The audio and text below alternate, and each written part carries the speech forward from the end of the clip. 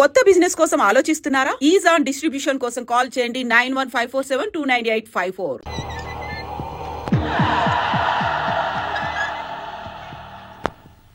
అన్వర్ అయ్యా, 100 మంది పనివాళ్లను ఒక బుల్డోజర్ను ఆలయం దగ్గర తీసుకురా. దాన్ని పడగొట్టించాలి. ఒరే రావుడు, అబ్బాయి పెళ్లి ఎంతవరకు ఆగమన్నారు, అంగీకరించాను. ఇప్పటికి ఆగే ప్రసక్తి లేదు. దేవుడు జోడికెళ్తే మహాపాపం రా. దేవుడా?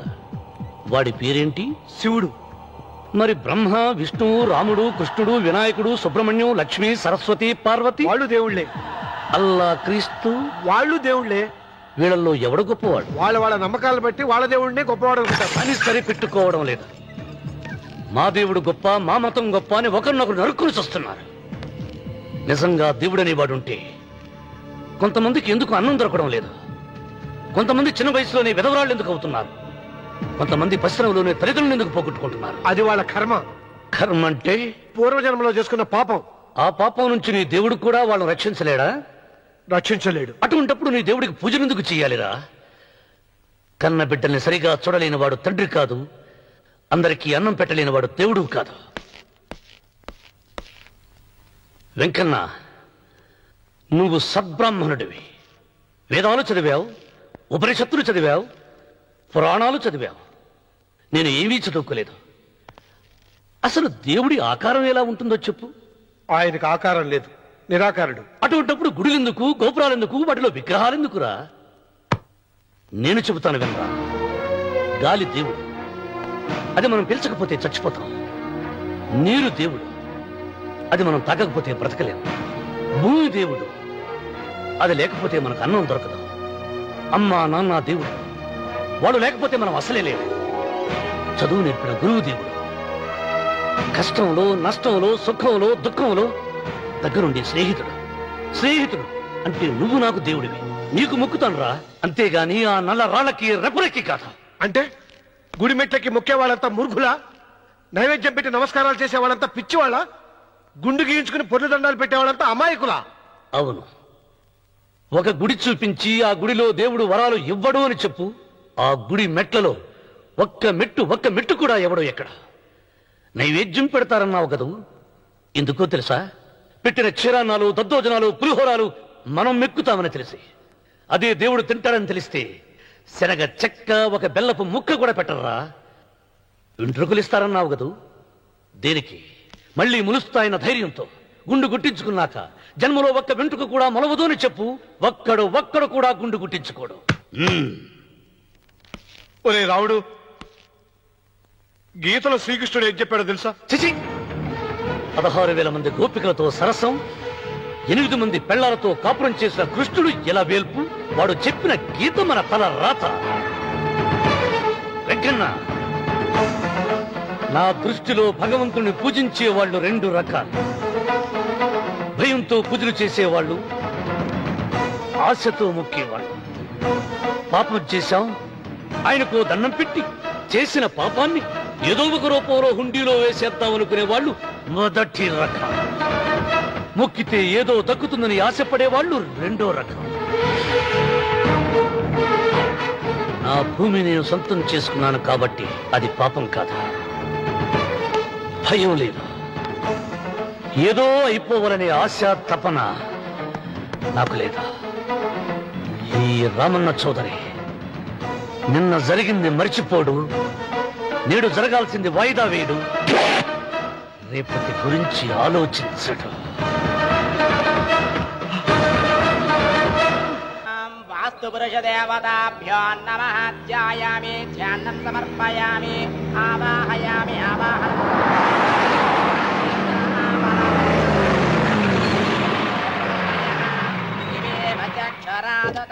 రండి రామన్న చౌదరి గారు. నా పేరు వెంకటరావు, నేను సివిల్ ఇంజనీర్ని. మీరు ఎంతో గొప్ప మనసుతో బోల్డ్ అంత పొలం పోగొట్టుకుని 6 మైళ్ళ రోడ్డు వేద్దాం అనుకున్నారు. కానీ ఇప్పుడు మీ పొలంతో అవసరం లేకుండా గవర్నమెంటే రోడ్డు శాంక్షన్ చేసింది.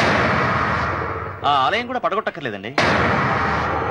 చెరువుకు అడ్డంగా వంతెన నిర్మిస్తున్నారు. 2 మైళ్ళ దూరం కూడా తగ్గుతుంది.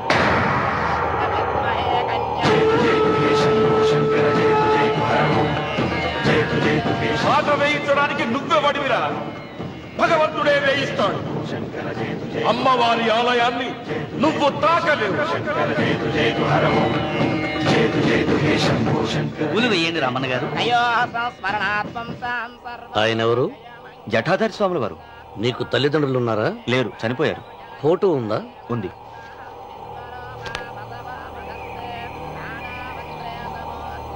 తల్లిదండ్రులను పూజించు, బాగుపడతాం. జడలు మీసాలు ఉన్నవాళ్ళం కాదు.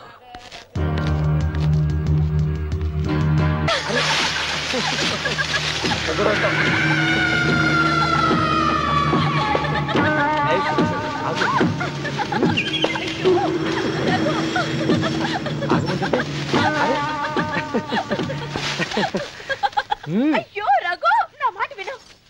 ఏంటి సులోచన ఇది? ఎన్నాళ్ళలో ముట్టుకోకుండా బ్రహ్మచారిలో ఉండమంటావు? అది కాదు రఘు, నా మాట విను. ఏంటి కాదు? ఇంతకీ మన ప్రేమ విషయం మీ నాయనంతో చెప్పావు లేదా? లేదు. చెప్పవు. నీ వల్ల కాదు. నేనే మా నాన్నతో మన ప్రేమ సంగతి వద్దు చెప్పేస్తాను. రఘు, ఏమొద్దు? చెప్పేది విను. నేను చెప్పేస్తాను. రఘు, వెళ్ళొద్దు. నువ్వు ఊరుకో. ఒక్క మాట. నేను చెప్పేస్తాను. రఘు, ఆగు రఘు. రఘు, నా మాట విను.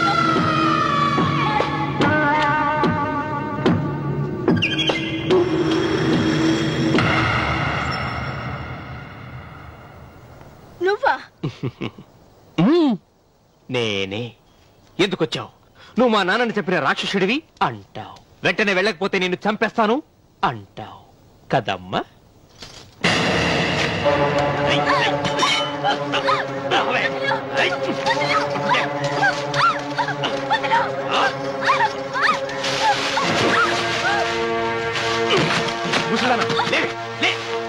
వీళ్ళ నాన్నని చంపింది ఎవరు? నేనా? నేను చంపానా? నిజం చెప్పు. చెప్పు, ఎవరు చంపారు? ఎవరు చంపారు? చెప్పు.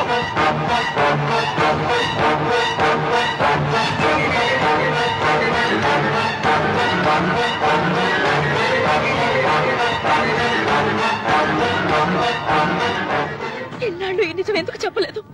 నీ ప్రాణం కాపాడడానికి. నీకు నిజం తెలిస్తే నిన్ను చంపేస్తాడేమోనని భయంతో నీకు చెప్పుండదు. పాపానికి ప్రాయశ్చిత్తం కావాలమ్మా. దానికి మార్గం నేను చెప్తాను. మనం ప్రతీకారం తీర్చుకోవాలి. నీకు రఘు దక్కేలా నేను చేస్తాను. నీ తండ్రి చావుకి పగ తీరేలా చేస్తాను. ఆలోచించు.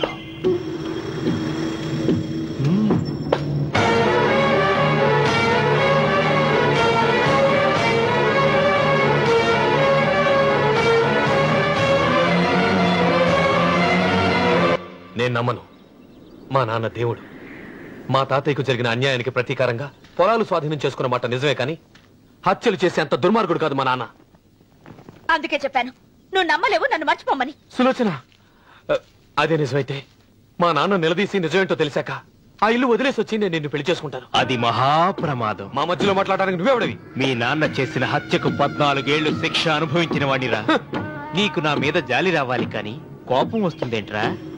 మీ నాన్న మనస్తత్వం నాకు బాగా తెలుసు. నువ్వు నాగ సులోచన ప్రేమించుకున్నారని తెలిసిన వెంటనే వీళ్ళిద్దరిని చంపేసి వీళ్ల పొలంలోనే పాతి పెడతాడు. నా మాట విను, ఇంకేం ఆలోచించుకో. నా మాట విను.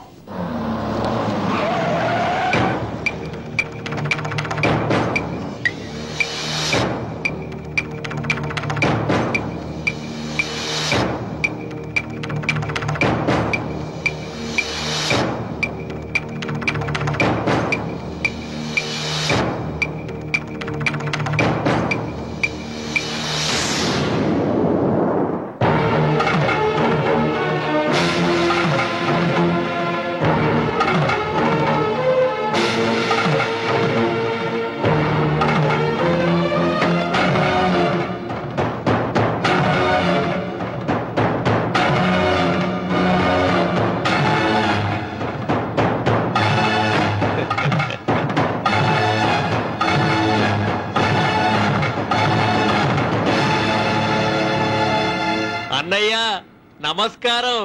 వీధి గుమ్మం వైపుకైతే నువ్వు రావని పెరటి గుమ్మం వైపుకు నేనే తీసుకుని వచ్చాను. మీ నాన్న ఇచ్చే ముష్టి డబ్బుతో బ్రతికి నాగసులోచనని ప్రేమించావు. మీ నాన్న ఈ పెళ్లికి ఒప్పుకోడు కదరా అన్నాను. లేచిపోతావన్నాడు. లేచిపోతే మీ నాన్న పరువు ఏమవుతుందని నేనే దగ్గరుండి ఈ పెళ్లి జరిపించానన్నయ్యా. వాళ్ళ నాన్నను చంపిన పాపానికి ఈ మాత్రం పుణ్యం చేయాలి కదా. వాళ్ళ నాన్నని ఎవరు ఎక్కడ ఎలా చంపారన్నది నేను ఎవ్వరితో చెప్పలేదు. నీ బాధ నాకు అర్థమైంది అన్నయ్య, నీ బాధ నాకు అర్థమైంది. రేయ్, ఏంటి అలా చూస్తూ నిలబడ్డారు? వచ్చి కాళ్ళ మీద పడి ఆశీర్వాదం తీసుకోండి.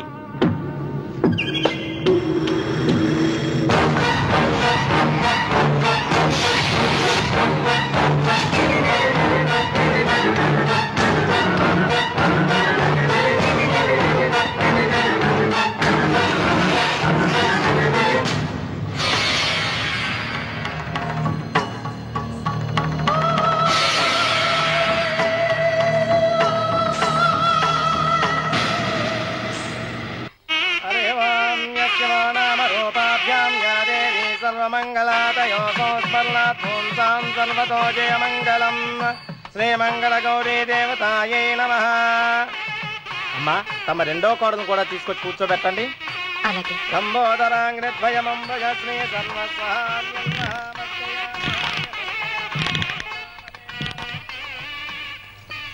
ఏంటమ్మా ఇంకా అలాగే ఉన్నావు? నువ్వు ఈ పూజకి ఏర్పాటు చేయమంటేనగా మీ మామగారికి ఇష్టం లేకపోయినా ఒప్పించాను. అందరూ వచ్చేసారు. చీర మార్చుకుంటా. నాకున్న చీరల్లో ఇదే మంచిది. నా దగ్గర పట్టు చీరం తీసుకో. మీరు కట్టి విడిచిందా?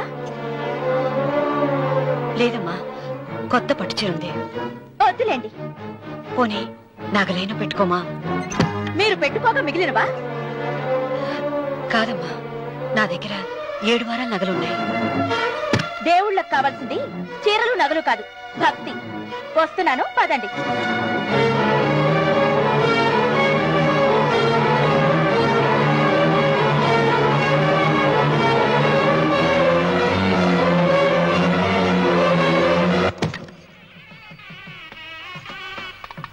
అమ్మా రెండో కోడను త్వరగా తీసుకురండి. ఈ హోరలోనే వ్రతం పూర్తి చేస్తే చాలా మంచిది. రఘు ఇట్రా. ఏంటమ్మా? వెళ్ళి సులోచన త్వరగా తీసురా. అలాగే.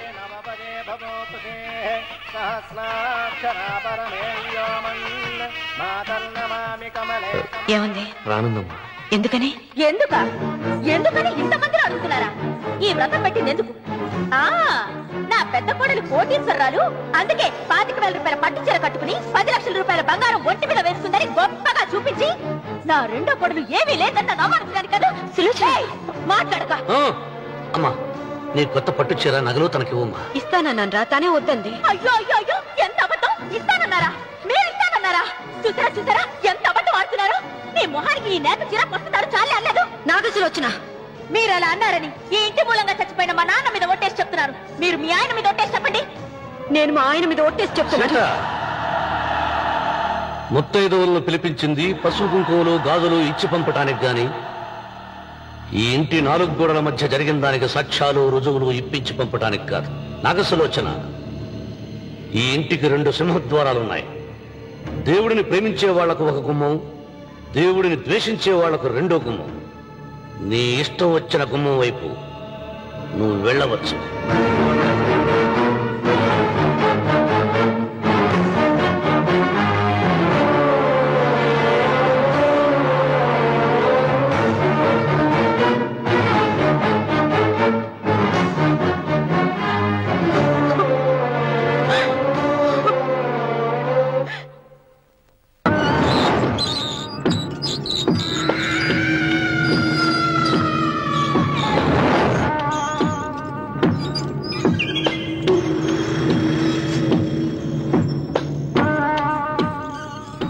ఏమండి అటు చూడండి.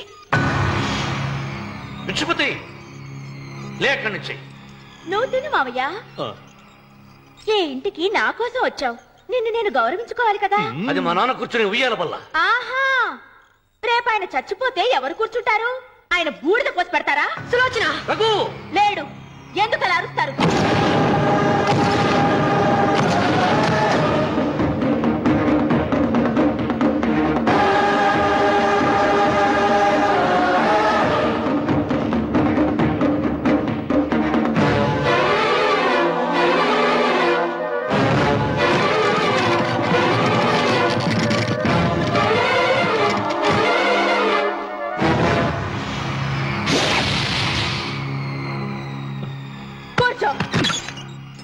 నువ్వు ఈ ఉయ్యాల బల్ల నుంచి లేచావంటే నన్ను చంపుకు తిన్నట్టే.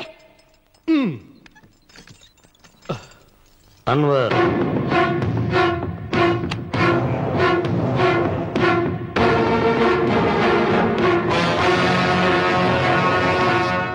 నువ్వు కూర్చో మావయ్య.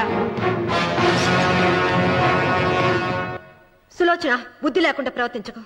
వేప చెట్టుకు పాలు పోసి పెంచినా అది చేదుగానే ఉంటుంది, కానీ తీయగా మారదని ఆయన ఎన్నిసార్లు చెప్పినా ఆయన మాట వినకుండా నీ అడుగులకు మడుగులెత్తాను. ఆయన ఎవరనుకుంటున్నావు? ఈ ఇంటికి పెద్ద. దేంట్లో పెద్దండి? హత్యలు చేయడంలోనా? పక్కవాడ పొలాలు ఆక్రమించుకోవడంలోనా? వీధిలోకి వెళ్లి పసిబిడ్డని అడిగినా చెప్తాడు ఆయన ఎంతటి నీచుడో హంతకుడోనని.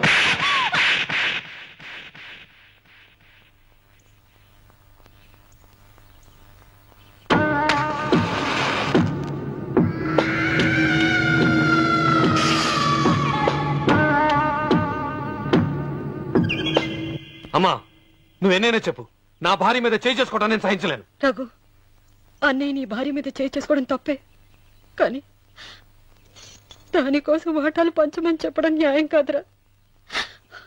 నాన్న అన్నయ్యని కూడా తన వాటా తీసుకుని వెళ్ళిపోమంటున్నారు. కావాలంటే నేను నీ భార్య కాళ్ళు పట్టుకుని క్షమాపణ చెప్తానురా. అమ్మమ్మమ్మమ్మమ్మమ్మమ్మమ్మమ్మ, నేను 100 సార్లు మీ కాళ్ళు పట్టుకుంటాను. మా బతికేదో మమ్మల్ని బతకనివ్వండి. ఏంటి నించున్నారు? రండి, అక్కడ ఎదురు చూస్తున్నారు. చేసిందంతా చేసి కాళ్ళు పట్టుకుంటుందట మహాతల్లి. నీ కన్నీళ్లకు రాళ్లు కరుగుతాయి గాని కన్నవాళ్లు కరగరు సీత. సీత, వాళ్ళు చిన్నపిల్లలుగా ఉండేటప్పుడు ఎంత సంతోషంగా ఉండేవాళ్ళం. వాళ్ళు పెరుగుతుంటే ఆ సంతోషం తరిగిపోతూ ఉంటుంది. వాళ్ళు మన భుజం దాటి పెరిగాక ఇక గడప దాటి ఎప్పుడు వెళ్ళిపోతారా అని ఎదురు చూడటమే మన పని.